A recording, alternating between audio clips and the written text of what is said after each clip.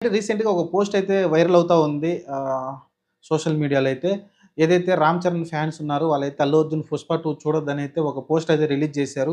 అది నిజంగా 'Ram Charan' fans release చేశారా? లేకుంటే కావాలని వేరే ఫ్యాన్స్ ఎవరన్నా 'రామ్ చరణ్' ఇరకాటంలో పెట్టాలని పోస్ట్ చేశారో తెలీదు గానీ, అది చాలా తప్పని నేనైతే భావిస్తున్నా.